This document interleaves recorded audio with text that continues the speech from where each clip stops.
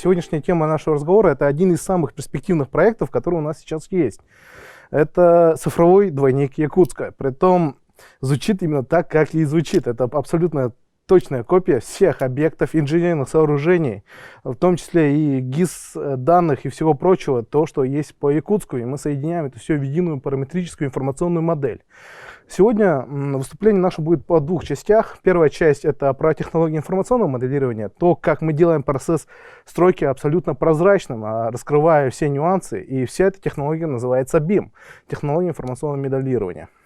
А вторая часть будет посвящена уже управлению жизненным циклом и самим цифровым двойникам непосредственно.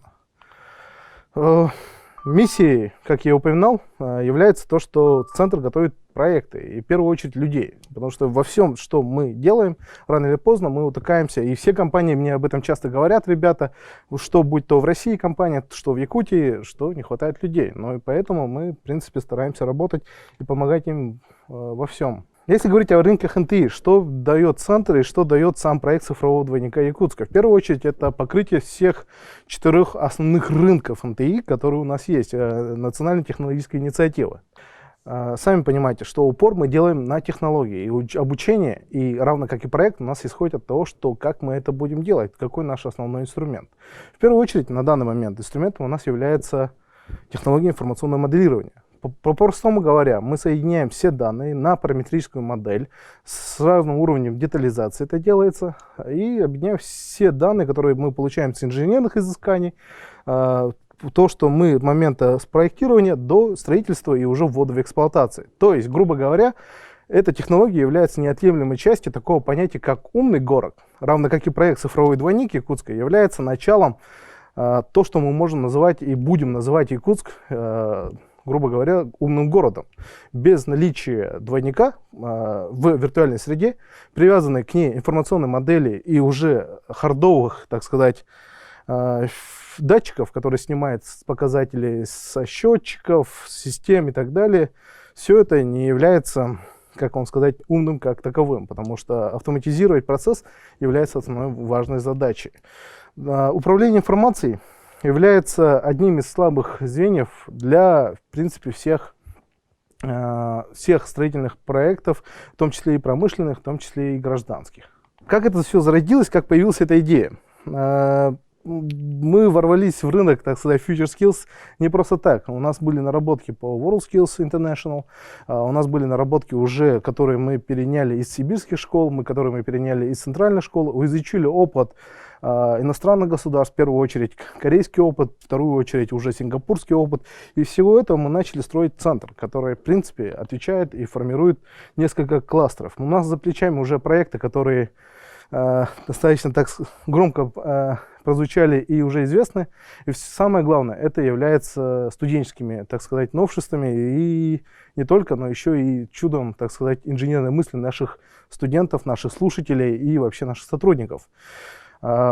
Технологии, с которыми мы, в принципе, работаем, почему пришли к пониманию и формированию такого проекта, как цифровой двойник Якутска, заключается в том, что мы формировали центр в начале по кластерной системе. То есть каждый кластер включает в себя несколько технологий, с которыми он работает непосредственно. Сейчас у нас имеется инжиниринговый кластер, IT-кластеры и кластер BIM и КЕ, то есть инженерных симуляций и моделирования.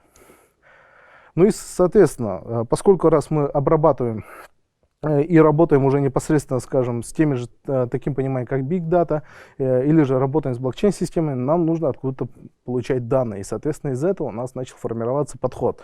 Притом подход мы взяли с принципа не 3D, то есть 3D себя представляет просто параметрическая модель, где красиво все работает, а с того понимания, что мы берем информационную широкую модель и в формате 6D. Ну и на данный момент у нас неплохая такая история. У нас действительно есть сертифицированные на Дальнем Востоке компании, крупных производителей оборудования и программного обеспечения, которые в принципе могут называться BIM-менеджерами. Мы уже не раз выступали с этим и на международных конференциях, мы не раз выступали с этим на самых крупных ивентовых событиях, которые происходят. Мы выступали с такими вещами, как реверсивный инженеринг, мы выступали с такими вещами, как и управление жизненным циклом, как и, в принципе, с технологией информационного моделирования.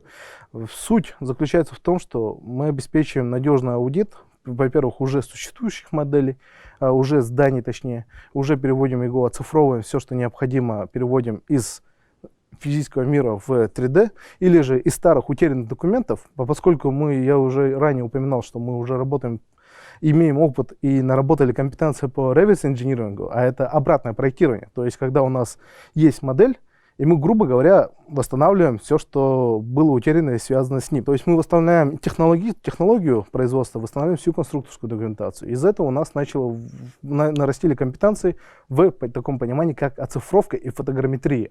Фотограмметрия представляет из себя, чуть позже об этом я объясню, фотограмметрия представляет из себя как раз-таки несколько таких сплав технологий и таких приборов, которые позволяют нам переводить из здания, грубо говоря, из физической модели в нашем мире в виртуальном пространстве и уже привязывать все необходимые датчики и налаживать разного рода системы автоматизации и управления. Да, на данный момент у нас реализовано 3 кластера, как я и говорил. Если возвращаясь к тому, что представляет из себя технологии информационного моделирования, в первую очередь это реальная картина. Реальная картина того, что происходит на месте. То есть, будь вы, скажем, долевым вкладчиком, вы будете знать, что происходит на самом деле. Если вы будете, скажем, условно инвестором, либо инженерной компанией, которая передала свой проект, авторский надзор проводите, но у вас не хватает людей, чтобы быть там на местах, технология как раз-таки позволяет. Технология и, в принципе, то, как мы обучаем ребят, позволяет знать реальную картину и позволяет видеть то, что есть. Притом и в финансовом плане, в плане, что и в организационном плане, но и в том плане, что вообще, что происходит на самом деле в качестве процесса стройки и качества его выполнения. Технология информационного моделирования занимает такую уверенную нишу в Европе и в Америке, и в Китае, потому что одним из моментов экономического подъема Китая и Северной Америки, стран Северной Америки, и таких, так сказать, европейских крупных проектов последнего времени, это как раз-таки то, что в их экосистему работы включено такое понятие, как управление жизненным циклом продукта / объекта, но и технологии информационного моделирования. В общем объеме на данный момент это вплоть до 14,5% составляет уже доля рынка строительного проектного, как раз-таки приходящаяся на долю технологий информационного моделирования. А вот как раз-таки фотограмметрия. Когда мы переводим физический объект, делаем съемку с помощью 3D-сканеров, с помощью дронов, с помощью камер и с помощью специальных датчиков захвата движения в том числе. Мы переводим все, что нас интересует, в первую очередь геометрию, в вторую очередь все, что есть на месте, переводим его в цифровую среду. Притом мы можем видеть уже, проведя на этом этапе инженерный анализ, мы уже можем видеть, где, собственно говоря, не доложили материала, где есть материал, где его не хватает и так далее. Мы уже оцифровали несколько объектов, наращиваем, так сказать, базы данных. И, в принципе, у вас на экранах то, что уже оцифровали, в каком это виде происходит. Ну, собственно говоря, так летает у нас, идет связки еще с GIS-датчиками. То есть местоположение мы привязываем либо к системе GIS, либо GLONASS, и уже четко знаем, вплоть до 1 миллиметра, где что находится, насколько отклонения и какие есть пересечения уже с текущими планами и так далее. То есть уже можем проводить предварительный анализ, исходя на то, что мы перевели все фотограмметрией в облако точек, уже нарастили, все это наложили на нашу параметрическую и на нашу информационную модель, и уже можем переводить отдельные части на инженерный анализ, то есть выяснить, например, правильно стали ли сваи. Это уже у нас реальный опыт за спиной есть. Удалось предсказать, что, например, при проектировании одна компания ошиблась, так сказать, в расположении свай. И мы примерно знаем, когда и через сколько лет будет происходить таяние. В итоге, что это представляет из себя? Если бы кто-то ставил специальные приборы для охлаждения и ожидал бы там, и потерял бы на время стройки еще год и 2, то, в принципе, за счет того, что мы проводим своевременную, так сказать, перевод и оцифровку всех данных, которые происходят на стройке, мы, в принципе, предсказываем, что будет в ближайшее время. То есть не устраняем проблему, но предупреждаем о проблеме, и тем самым мы сохраняем вот этот временной объем. С 2 лет мы снижаем до 3 месяцев, то есть до операций, которые могли бы мы провести, и находим ошибки так и в проекте, так и во время уже непосредственно самой стройки. Немаловажным является то, что, будучи инженерами, мы понимаем, что технология информационного моделирования традиционно всеми понимается как только стройка. Эта стройка связана только лишь, я бы даже сказал, на 25%. В первую очередь все идет речь о инженерных системах.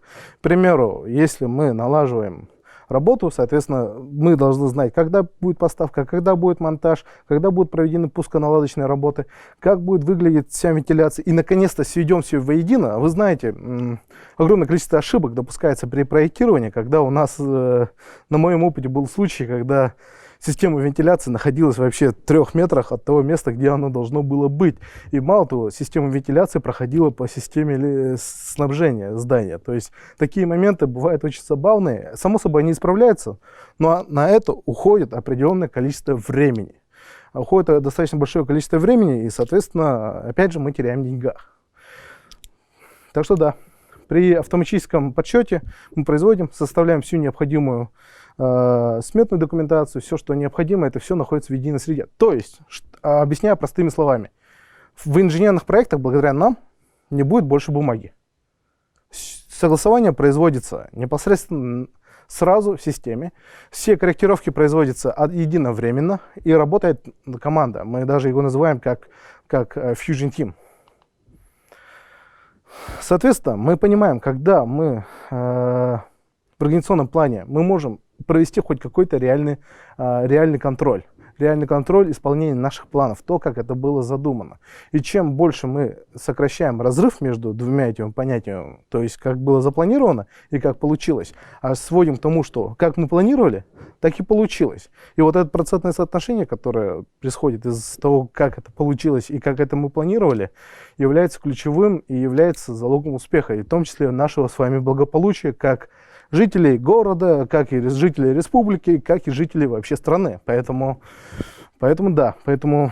упор делается на то, что мы планируем, и планируем как раз-таки за счет сложных в обывательском плане, конечно, возможно, это сложно, но на самом деле это хорошая предиктивная модель. Вот один из примеров, собственно говоря, мы оцифровали несколько районов. Сперва мы несколько рядов оцифровки без глубокой детализации делаем, но у нас на данный момент уже оцифрован практически весь город. Оцифрованы несколько индустриальных объектов. Все, что имеется в, так сказать, доступе свободном, и все, что есть на спутниковых снимках, мы уже перевели в, так сказать, модель вид. И некоторые здания мы уже детализируем потихоньку, да, каждый момент мы просматриваем и имеем возможность детализации абсолютно в принципе любого индустриального объекта в том числе. Ну, изначально мы, когда формировали BIM-кластер и когда работали в нем и проводили первое обучение, набирали команду, ребята писали дипломные работы, мы понимали, что это не просто графика. Мы боролись с тем, что это как многие понимают, что да, это всего лишь красивая 3D-моделька. Нет. Это понимание является тупиковым и ошибочным. В первую очередь это работа с информацией, это глубокая аналитика, это и есть, в принципе, то, к чему мы, инженера, должны стремиться и с чем мы должны работать. То есть это искоренение ошибок, так называемых коллизий, искоренение организационных моментов, то есть чтобы каждый был на своем месте, каждый работал и делал работу свою качественно, не было никаких повторных вводов данных, чтобы документация, все, что необходимо, было и хранилось в единой системе. И все это работало, как вам сказать, в едином пространстве. Да, собственно говоря, как работает наш BIM-кластер, достаточно просто. К чему мы ведем? Всегда снижение затрат, это всегда повышение производительности. На всех этапах можно делить по-разному.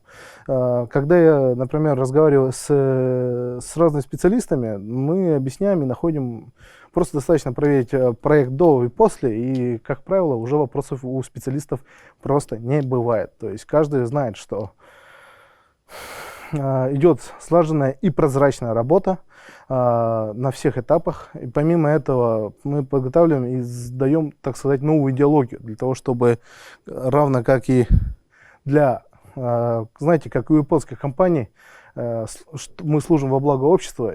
В принципе, и это и есть девиз тех инженеров, которые проходят у нас обучение и учатся как раз-таки BIM-проектированию, в том числе и технологии информационного моделирования, не только в строительстве, но и, в принципе, на индустриальных объектах и так далее.